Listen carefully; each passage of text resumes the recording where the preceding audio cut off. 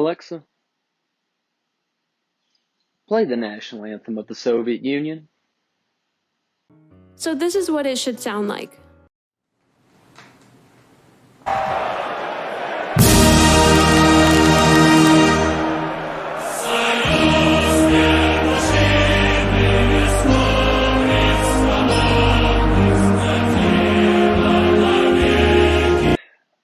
Now that that's out of the way, and I found a camera angle that basically hides my cowlick because it's really out of pocket right now and I still haven't had a haircut.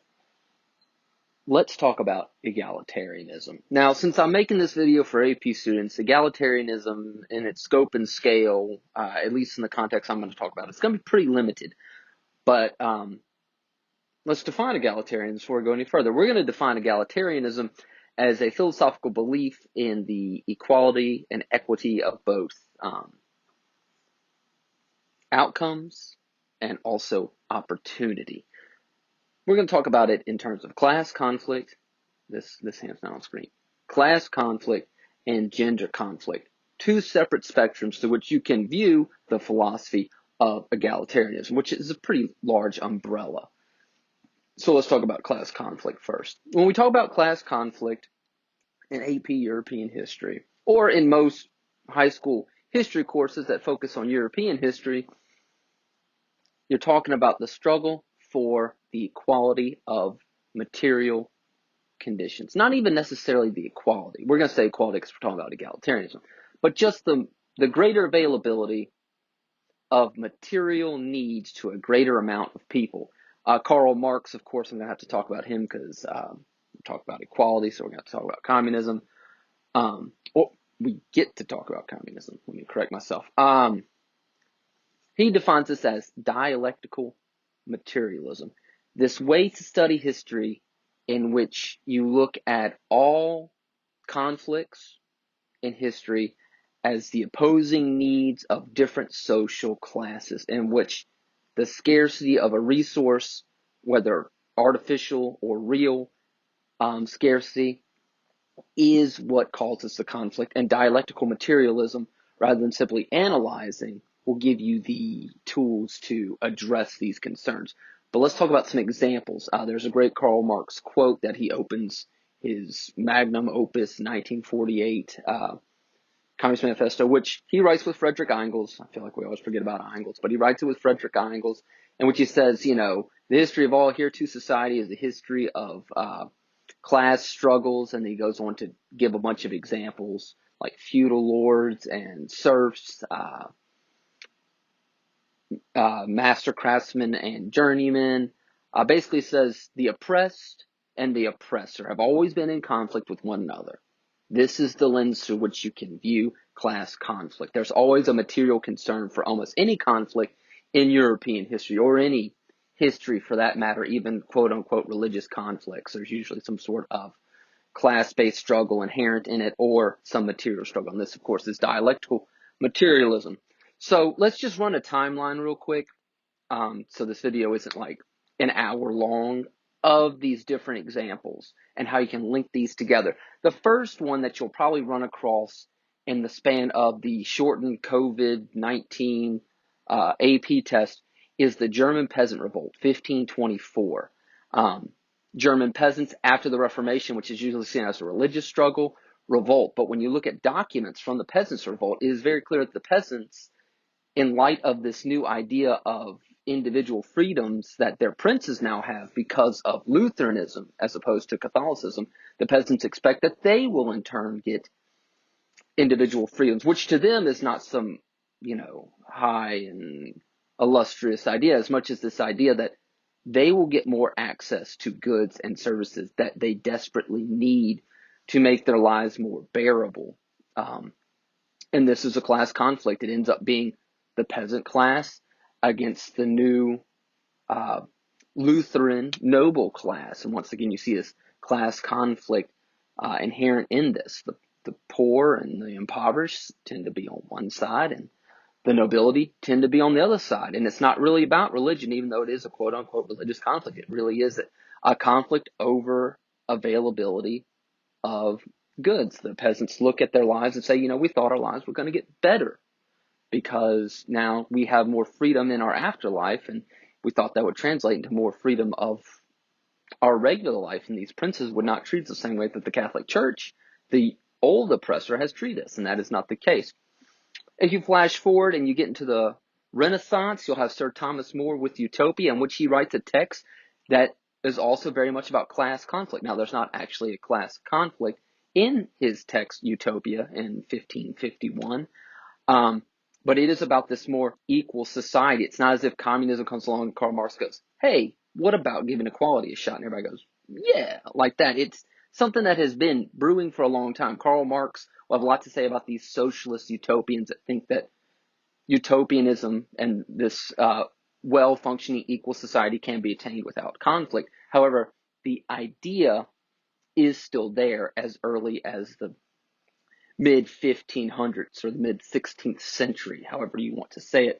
If you move forward even more, you get into the Age of Enlightenment, which certainly has a lot of ideas about individual liberties and freedoms and equality. Now, this is more of a bourgeois notion in which the property-owning, male, emerging middle class that came out of the French religious wars are going to be the ones that benefit from this, but nonetheless, it is a step towards a more equal society. I think really the one that is most radical and shows this the most is not even the French Revolution, although the French Revolution does have the French Commune, where communism gets its name from, and also has the conspiracy of equals with, his name, Bafou, I'll put it on the screen, also takes place. But we're going to talk about a part of European history that doesn't get talked about a lot for, not enough time, which is the Haitian Revolt, in which you have two separate class-driven conflicts. You have the Petits Blancs, which are the poor whites of the Haitian colony that start their revolution because they feel in this new enlightened era of more individual freedoms that they should have more access to social wealth and benefits. Now, granted, they're mostly just talking about a lowering of tax rates, and you can certainly argue that this is very reactionary and it's not really in the spirit of egalitarianism. You have a point, but nonetheless, it is an example of class conflict. And then, of course, the true class conflict, which is Toussaint Louverture. I hope I am saying that right. I'm never confident when I say that. Leads a slave revolt in which the most impoverished group, the one most seeking access to both freedom and then also, quite frankly, material needs, is the slave class. And they revolt, and they have the first successful slave revolution in the Western Hemisphere. And that is a really great example of this idea of dialectical materialism, in which class conflict helps a group achieve the freedoms and materials and things that they are lacking. If you go forward even further, where we'll actually stop these examples because of the way the AP test is kind of stopping at a weird spot right before World War I. In Great Britain, you have the Industrial Revolution, and you have two examples of class conflict there. You have the Luddites, which Karl Marx in the Communist Manifesto will describe as petite bourgeoisie. And these Luddites, these people that are artisanal workers, have their class threatened by industrial technologies. And when their class is threatened, what do? They revolt on a very small scale, destroying these new mechanizations of industry in hopes that they can preserve their way of life, their way of living, their comfort of living, their standard of living. And if you go further even more, you get into truly what communism will be about, which is the bourgeoisie versus the proletariat with Chartism. 1836 is the beginning of the People's Charter in Great Britain, in which the factory workers, the day-to-day, paycheck-to-paycheck, blue-collar laborers, the proletariat, as Karl Marx will describe them, engage in a series of demands and labor riots that seek to create a more equal working condition, and then in turn, through a more equal working condition and more equal laws about things like crop prices with the corn laws, so on and so forth, they will create a more equal society. Now, to continue this idea of egalitarianism before we move on to gender conflict, Frederick Engels famously writes to the Chartists and say, don't be fooled by these bourgeoisie concessions.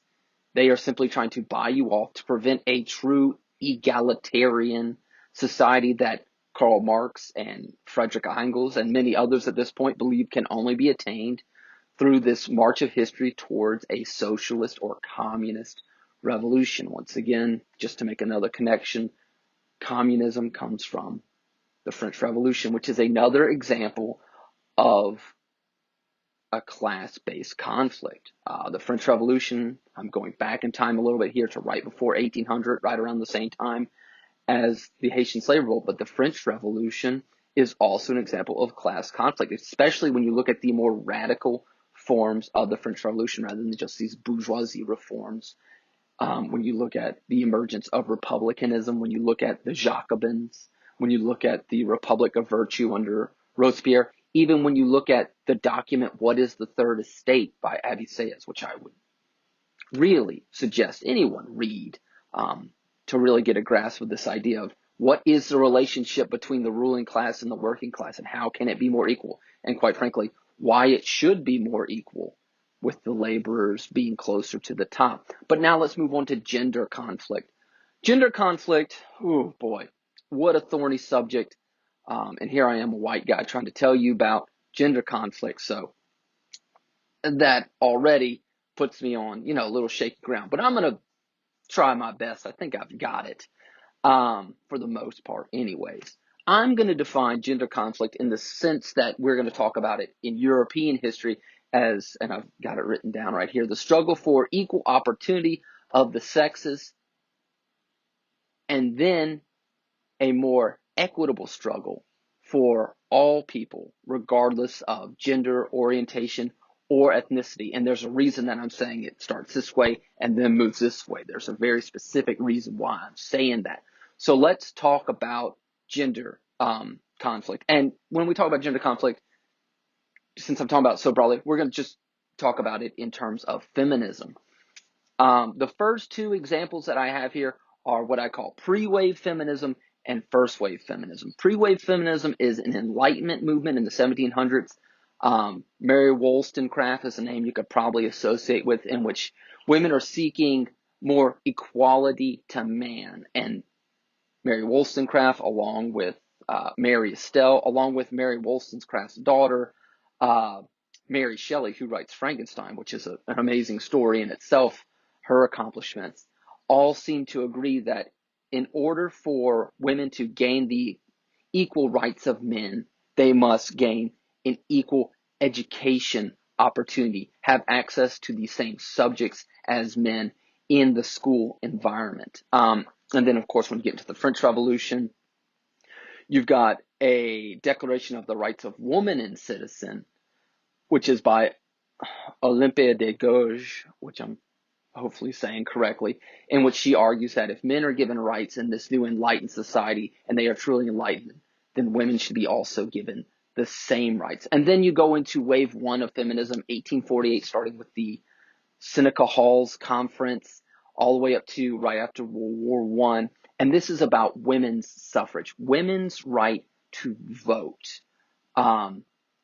There's a lot of problematic things about first wave feminism, namely it's kind of inherently racist because, especially in America, after slaves gained the right to vote, women, I guess maybe you could, if you're being charitable, understandably feel kind of slighted, especially white women saying, a lot of us were abolitionists and we fought for African Americans to be free and we're glad they're free and now they have the right to vote, but we don't have the right to vote. There's a really horrible quote by Susan B. Anthony that is bad no matter how you look at it, but it certainly is even worse when you take it out of context in which she makes this complaint.